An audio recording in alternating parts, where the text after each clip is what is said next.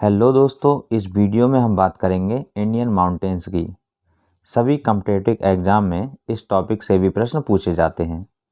तो सबसे पहले हम माउंटेन्स का थ्योरी वाला भाग कंप्लीट करेंगे। इसके बाद हम प्रीवियस ईयर क्वेश्चंस को कवर करेंगे। तो चलिए वीडियो को शुरू करते हैं। सबसे पहले हम ये जान लेते हैं पर्वत कहते किसे हैं। पर्वत, पठार और पहाड़ में अंतर क्या है। तो एनसीईआरटी की परिभाषा के अनुसार पर्वत पृथ्वी की सतह पर ऊंचे उठे हुए भूभाग होते हैं।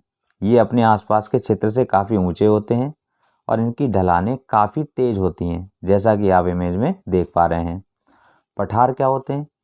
पठार पृथ्वी की सतह पर समतल या थोड़े ढाल वाले ऊंचे भूभाग होते हैं।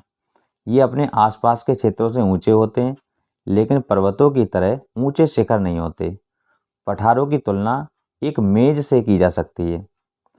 इसी प्रकार पहाड़ पर्वत की तरह ही होते हैं।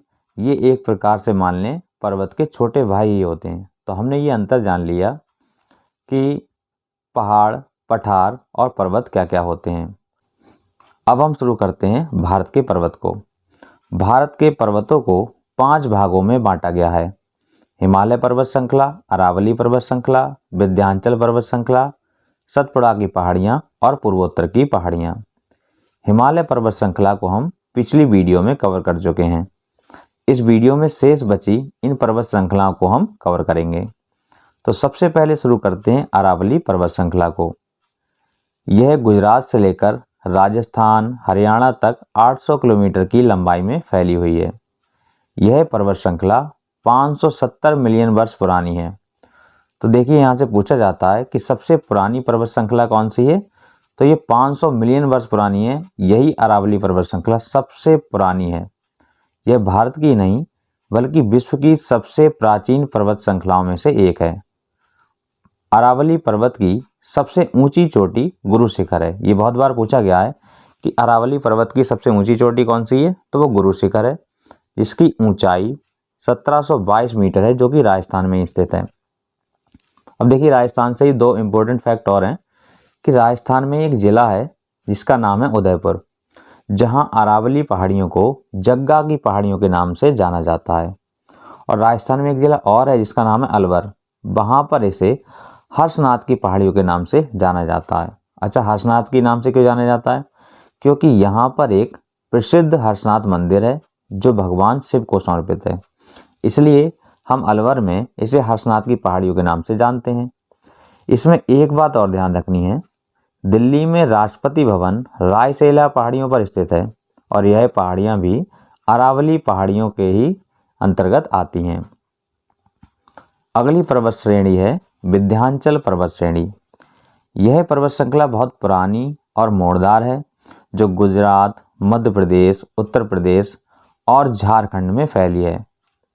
मध्य प्रदेश और उत्तर प्रदेश में फैले इसके कुछ हिस्से को हम भारनेर की पहाड़ी के नाम से जानते हैं और मध्य प्रदेश और उत्तर प्रदेश के जो बॉर्डर्स पर इसके कुछ भाग को हम कैमूर श्रेणी के नाम से जानते हैं।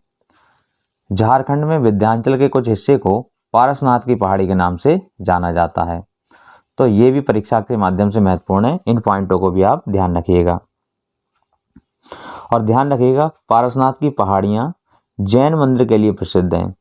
इस पहाड़ी की ऊंचाई 1365 मीटर है। अब हम देखेंगे सतपुड़ा पर्वत श्रेणी को। सतपुड़ा पर्वत श्रेणी दक्कन के पठार का ही भाग है, जो 3 भागों में बटी है।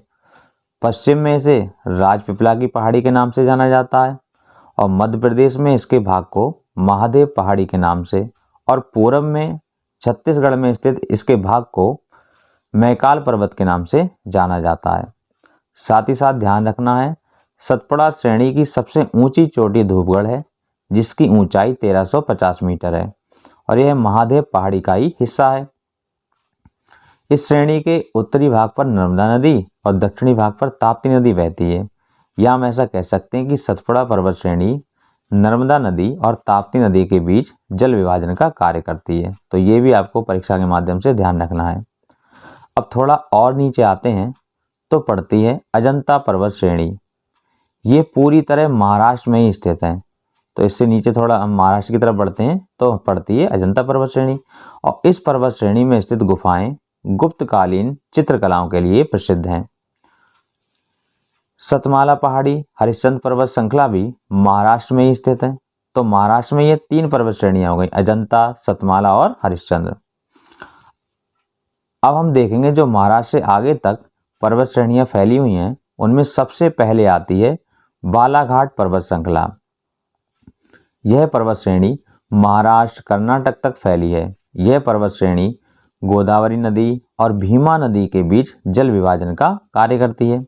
ध्यान रखिएगा, पश्चिम तट पर स्थित पर्वत श्रृंखलाओं को पश्चिमी घाट या सह्याद्री पर्वत के नाम से जानते हैं और पूर्वी की तरफ जो स्थित पहाड़ियां हैं, जो पर्वत श्रृंखला हैं, उनको हम पूर्वी घाट या महेंद्रगिरी पर्वत के नाम से जानते हैं। तो ये भी ध्यान रखिएगा कि पश्चिम की तरफ जो घाट है उसको हम पश्चिमी घाट कहेंगे और सह्याद्री पर्वत के नाम से जानेंगे, और पूर्व की तरफ जो पहाड़ियां पड़ रही हैं उन्हें हम पूर्वी घाट या महेंद्रगिरी पर्वत के नाम से जानते हैं।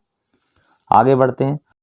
पूर्वी घाट और पश्चिमी घाट जहाँ आकर मिलते हैं वहाँ नीलगिरी पहाड़ी हैं। आगे हम देखेंगे नीलगिरी पहाड़ियों को, उससे पहले हम बढ़ते हैं आंध्र प्रदेश की ओर। आंध्र प्रदेश में पड़ती है नल्लामलाई की पहाड़ियाँ। यह पहाड़ी आंध्र प्रदेश में कृष्णा नदी के दक्षिण में स्थित है, जो कि उत्तर से दक्षिण की ओर फैली हुई हैं। आंध्र प्रदेश से थोड़ा नीचे बढ़ते हैं तो आती हैं जावदी पहाड़ियाँ। यह पहाड़ियाँ तमिलनाडु में स्थित हैं। इससे थोड़ा और नीचे बढ़ते हैं तो आती है नीलगिरी पहाड़ी। जैसा कि अभी हमने बताया था, जहाँ पर पूर्वी घाट और पश्चिमी घाट आकर मिलते हैं वहाँ नीलगिरी पहाड़ी स्थित है और यह पहाड़ी केरल, तमिलनाडु, कर्नाटक राज्य में फैली हुई हैं। साथ ही साथ एक बात और ध्यान रखिएगा, नीलगिरी पहाड़ियों को ही पहाड़ियों की रानी के नाम से जाना जाता है और सबसे खास बात इसकी सर्वोच्च चोटी है जिसका नाम है डोडा बेटा। डोडा बेटा नीलगिरी की सबसे ऊंची चोटी है जिसकी ऊंचाई 2637 मीटर है, जो दक्षिण भारत की दूसरी सबसे ऊंची चोटी है। तो यह दूसरी हो गई, तो पहली कौन सी है उसे हम आगे देखेंगे। साथ ही साथ ये भी ध्यान रखिएगा कि प्रसिद्ध डोडा जनजाति यहीं पर निवास करती है। यहाँ से थोड़ा और नीचे बढ़ने पर आती है अल्लामलाई की पहाड़ी।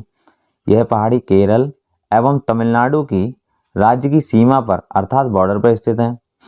अल्लामलाई की सबसे ऊंची चोटी है अनामुदी, जिसकी ऊंचाई 2695 मीटर है और यह दक्षिण भारत की सबसे ऊंची चोटी है। तो ध्यान रखना है, दक्षिण भारत की सबसे ऊंची चोटी कौन सी हो गई? अनामुदी। और दूसरे नंबर की सबसे ऊंची चोटी कौन सी हो गई? डोडा बेटा, जो कि नीलगिरी पहाड़ियों में। इनको आपको खास तौर से ध्यान रखना है।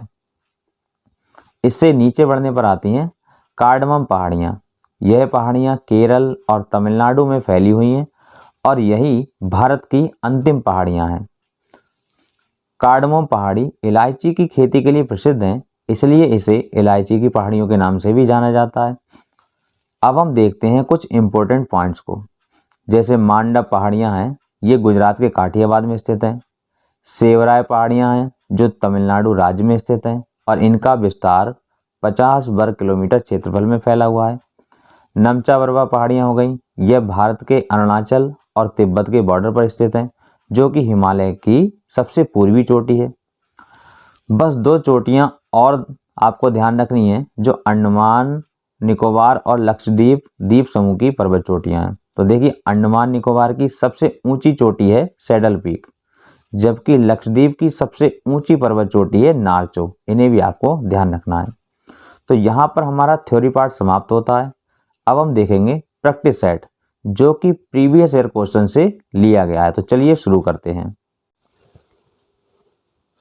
पहला क्वेश्चन है, इनमें से किसे सागर माता के नाम से जाना जाता है? तो देखिए, पहला क्वेश्चन हिमालय के विभाजन से पूछा गया है, जहाँ हमने हिमालय का विभाजन पढ़ा था, जो इससे पहली वीडियो थी। तो उसी से क्वेश्चन है, निम्नलिखित में से किसे सागर माता के नाम से जाना जाता है? तो देखिए, माउंट एवरेस्ट को हम सागर माता के नाम से भी जानते हैं। अगला है, दक्षिण भारत की सबसे ऊंची चोटी कौन सी है? तो दक्षिण भारत की सबसे ऊंची चोटी बताया था, अनायमुदी है।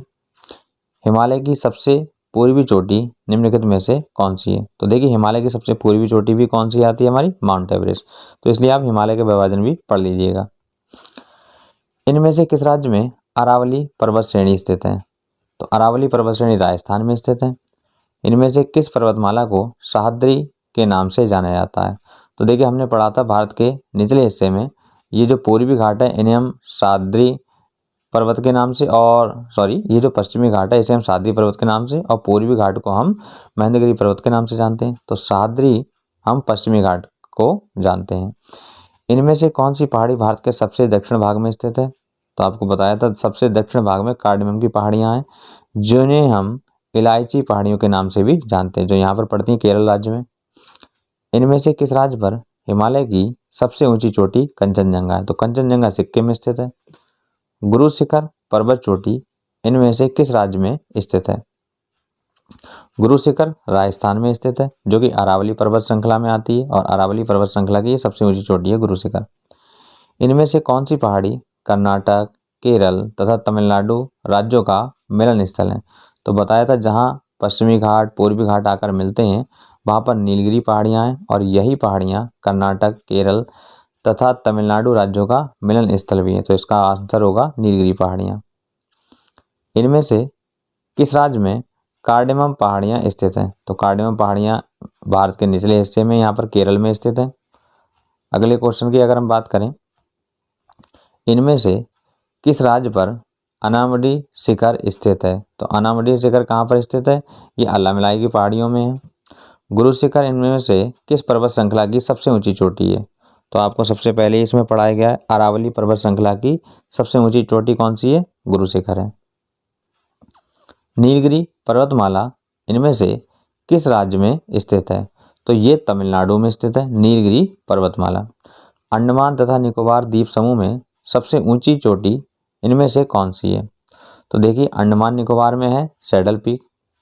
इनमें से कौन सी पहाड़ी नर्मदा और तापी नदियों के बीच में स्थित है? तो ये सतपुड़ा की पहाड़ियाँ जो नर्मदा और तापी के बीच में स्थित है। इनमें से कहाँ नागा, खासी और गारो पहाड़ियाँ स्थित हैं? तो देखिए नागा, खासी और गारो पहाड़ियाँ जो हैं वो पूर्वांचल पर्वतमाला के अंतर्गत आती हैं। गिरनार पहाड़ियाँ इनमें से कहाँ स्थित हैं? तो ये हमारी गुजरात में स्थित है। भारत की सबसे पुरानी पर्वत श्रेणी इनमें से कौन सी है? तो ये है हमारी अरावली पर्वत श्रेणी जो 500 मिलियन वर्ष पुरानी है।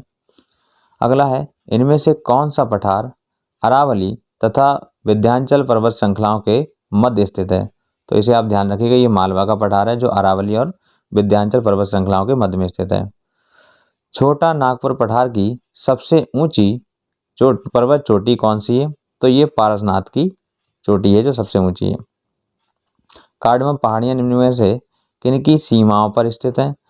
तो कार्डमम की पहाड़ियां तमिलनाडु और केरल पे स्थित है, तो ऑप्शन इसका बी राइट होगा। तो ये हमने कुछ प्रीवियस ईयर क्वेश्चंस देखे जो कई बार परीक्षाओं में पूछे जा चुके हैं।